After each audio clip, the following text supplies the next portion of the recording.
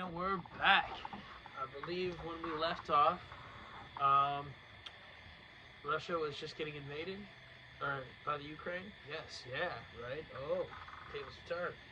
So yeah, that's what used to happen. So then, anyways, we installed the pro-USA government there, and the guy that was running on the anti-war effort the entire time, suddenly, pretty much as soon as he got elected, just flip-flopped his stance and became a war stance. And that happened pretty much as soon as Joe Biden... not as soon as he was elected. I'm not sure exactly when that happened, actually. I'll have to double-check the facts on that. But his stance became a pro-war stance, I think it was pretty recently. Because that government was installed with Zelensky in 2014. And Putin didn't really give a shit the whole time. He didn't like it back then, but then when Trump was in office, he really didn't care, because I do think, love them or hate them, I think they had some respect for each other, and they were able to communicate with each other. And I think that's a good thing for the country. I'm not saying I like Putin at all. I'm not saying I support the things he's doing, because I don't, and I don't necessarily agree with Trump on a lot of stuff, or the way he talks all the time. But I think it's a good thing that he's able to talk to Putin and they can get along, because the alternative is everybody's dead. You know what I mean? They have more nukes than us. Like, I don't think people realize that. The Russians have more nukes than us. I'm fairly certain.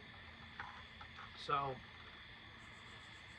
Putin was pretty much cool with it. Then Biden goes in again, and pretty much as soon as Biden got elected, then Putin was like, all right, we're fucking invading. And then they were actually in talks to have a peace treaty. And then I have to look into this, because Robert Kennedy Jr. always says that Biden sent Boris Johnson over there to sabotage the peace treaty. So I need to look into that, because I haven't seen the actual receipts on that one. That's very interesting if that's true. Very interesting. And then I've heard that they've had another peace treaty on the deal recently, and then they said no. We just keep sending more money over there and everything. That's insane, dude. When there's people in this country who are affected that really need that money. And also just the fact it's pushing us closer to nuclear war every day. It's a scary time to be in. So yeah, it's going to be interesting. I don't remember my overall point behind that story.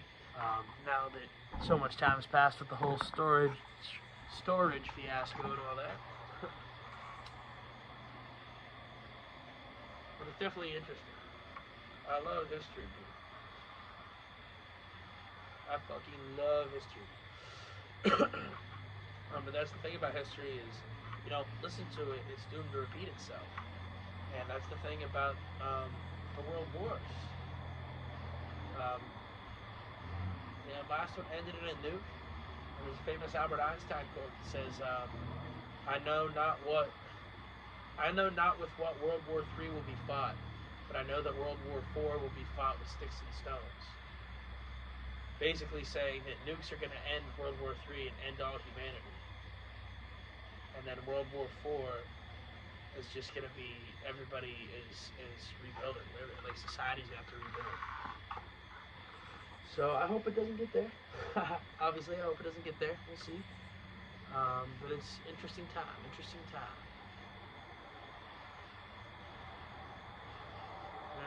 time.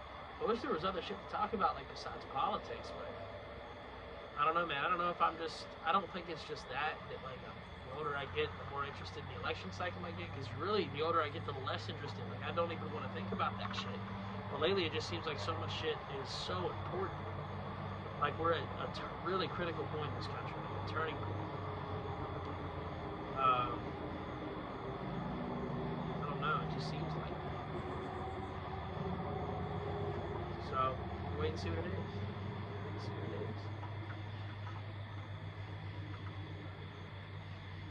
Now I got Oliver Anthony stuck in my head again. We're on the brink of the next world war, and I don't think. This music is good as shit, man. It is good as shit. Country music in general has been, I've said this several times on the podcast, but I don't even care. Country music in general has been fucking amazing recently. It's been great. We do need a good new album to drop, though. Although, I'm capping. I wasn't even thinking, dude, Nas's new album is fucking insane. That man can't miss. What is he, 53 years old, and still making, the greatest rap albums you'll hear from anybody. He doesn't miss. And he releases so many albums. He's released like 4 albums in the last like 3 years, I'm pretty sure, or something like that. And they've all been fucking outstanding. Every single one of them. There has not been a bad one. And they're not even like good, dude. They're like out fucking standing. It's crazy. Haven't heard the new one a ton yet, but everything I've heard has been out fucking standing again. I know there's one called 1-800 Nas and Hit, and that one was good. There was one called Tisk. That one was really fucking good. Fuck, what are the other ones called? I've heard a few more off of them, but I can't remember what they're called. But yeah, dude.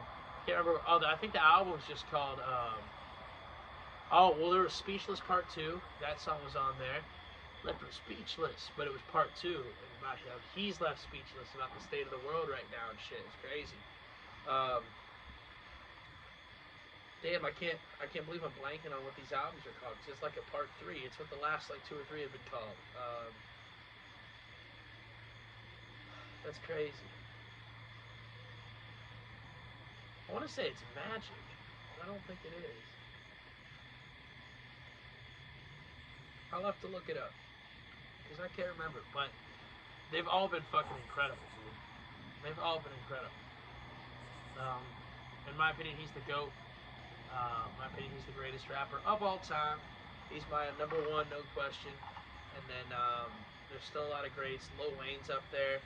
Dude, Wayne keeps releasing music. Wayne was on Nas's album actually too. When they had a fire collab together. First, I don't know if I even heard their old song together actually. But apparently they had one together a few years, like 13, 14 years ago.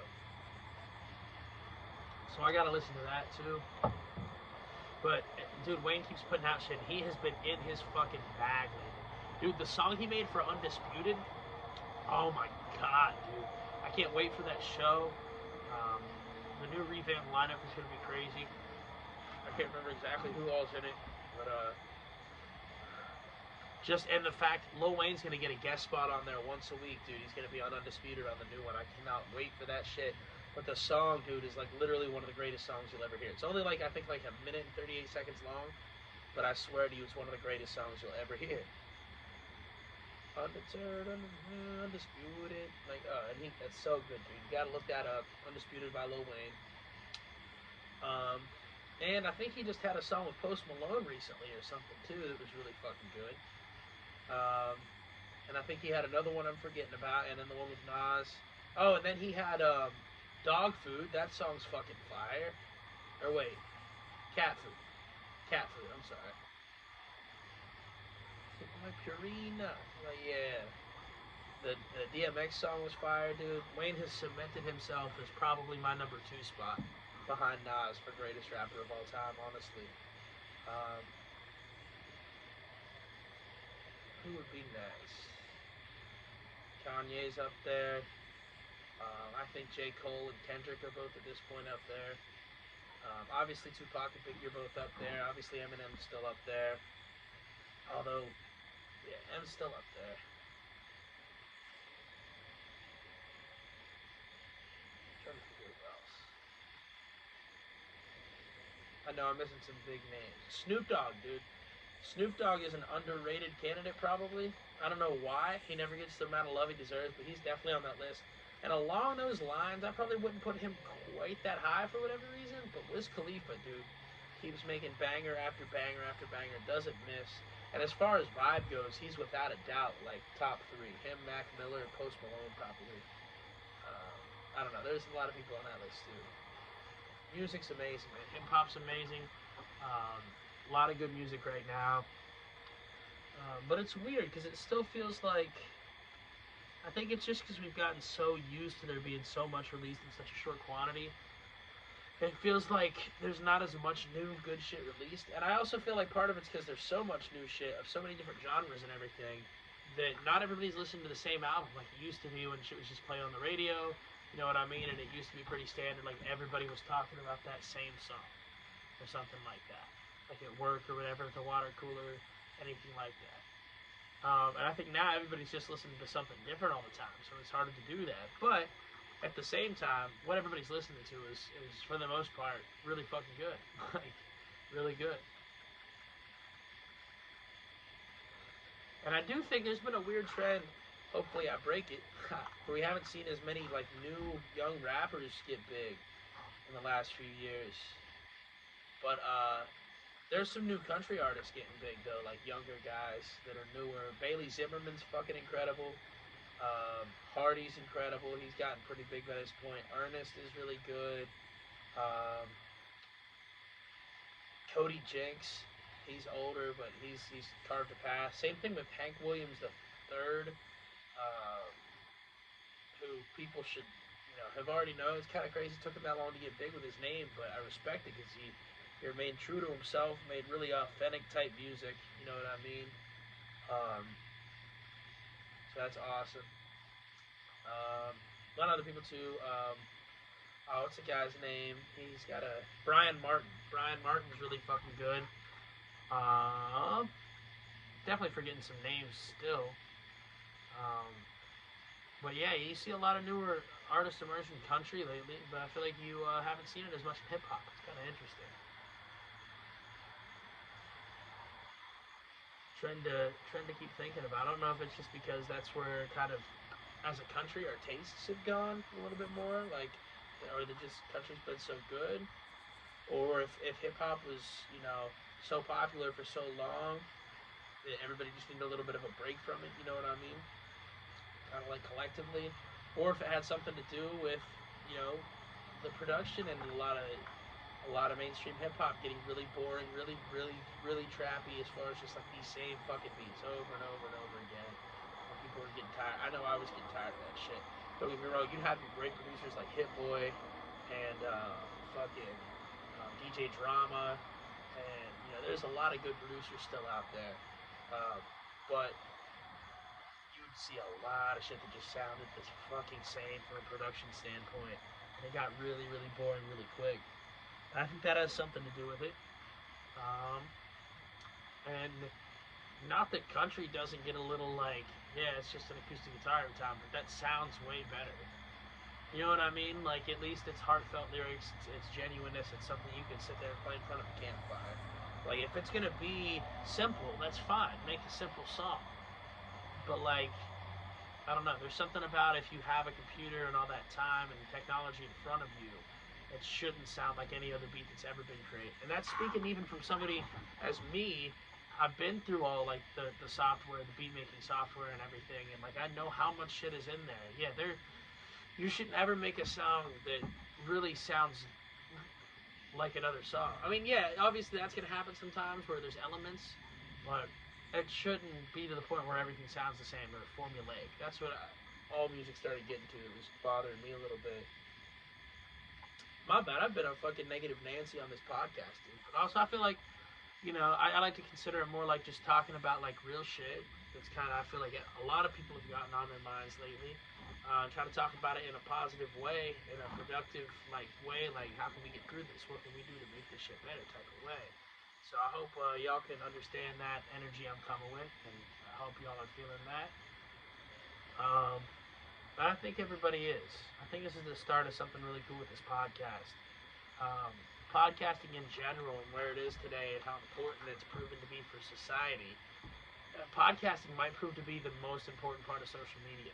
Like when we look back at it, when historians look back at it in 100, 200 years, if they're still here, you know what I mean? But it just kind of was the first time that people could just not have to be afraid about saying what they wanted to say, just getting their thoughts out there, and just kind of having open, honest, unscripted, long format conversations where anything can come up and nothing's off limits. And so that ended up being really cool.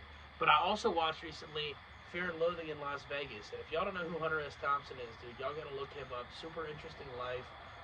The inventor of gonzo journalism, which is basically journalism from like a really, really subjective standpoint. Like you're putting yourself in there as a character. You're not just there documenting it. You're describing your whole experience from your point of view, like as a story. And also, there's elements of it where you kind of blur the line between fiction and nonfiction to just make the most interesting story. Like you're not claiming it's completely fictional. If that makes sense. So, Fear and Loathing in Las Vegas is movie version of one of his books, and that movie's fucking amazing, dude. It's wild. Um, it's just, yeah, it makes you want to do like hard drugs, just because, like, dude, like, it's such a wild movie. They do such a good job, and Johnny Depp sounds just like Hunter S. Thompson, dude. It's insane. But I also kind of was realizing as I was watching the movie, Hunter S. Thompson was kind of like the first Joe Rogan, or like the first version of like a podcaster or somebody that really could just like speak their mind like that, right? Because he was in like the 70s and 80s and shit during the height of like the war on drugs in the 80s, or just the overall like the Nixon administration in the 70s,